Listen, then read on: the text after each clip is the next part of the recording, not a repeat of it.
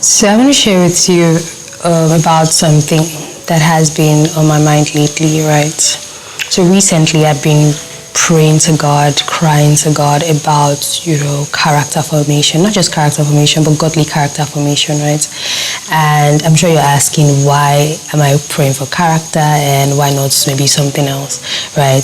Most of us are praying to get to, achieve greatness, to attain greatness. But then one thing I've realized is that your talents, your gifts, your anointing, your grace can actually take you to a very far pinnacle, but something that will sustain that place is character, right?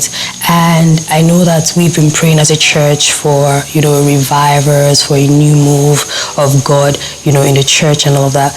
But I know for sure that God has released so many in the past, right? The Lord has actually, there's been so many different moves of God, right? But what was the problem? Why were we not able to keep all of these things that the Lord deposited in these times?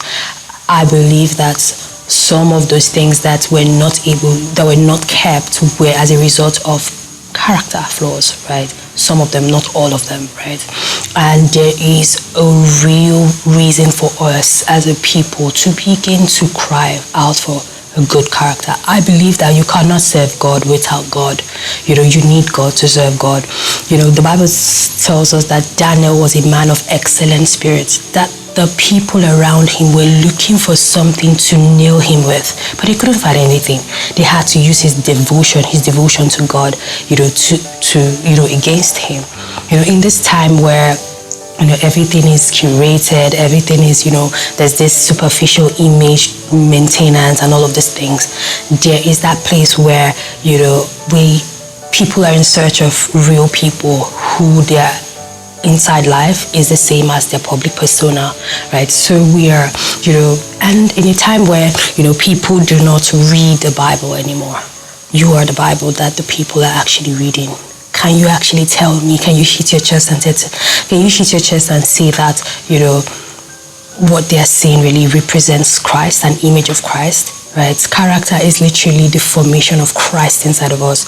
And this is the reason why you see maybe like pastors. I'm not trying to use pastors maybe to shape them, but I'm just using this as a very good example where you see people with so much grace, so much, power, dimension, all of these things. But, at that height, they're not able to tame the flesh. They're not able to, the flesh overwhelms them and then, lost. You see things, like scandals in the church where money or scandal or, someone sleeping with someone's wife. All of these things are character flaws that if maybe, when it was still in the seed form, was able to be rooted out, at that time, it shouldn't have been a problem.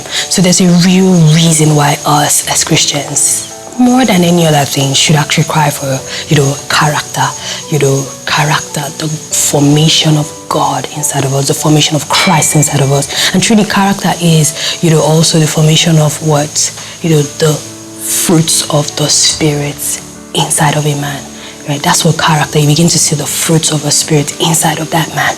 Good character can actually look like what?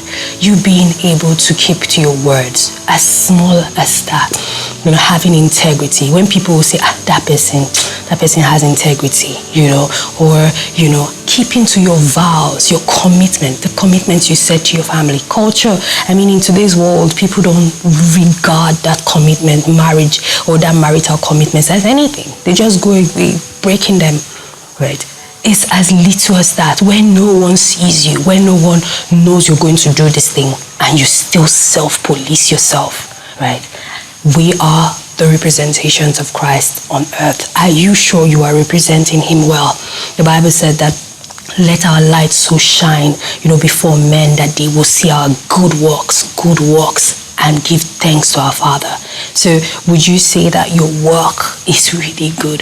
If God tries your work today, will he actually say, oh, good and faithful servant, right?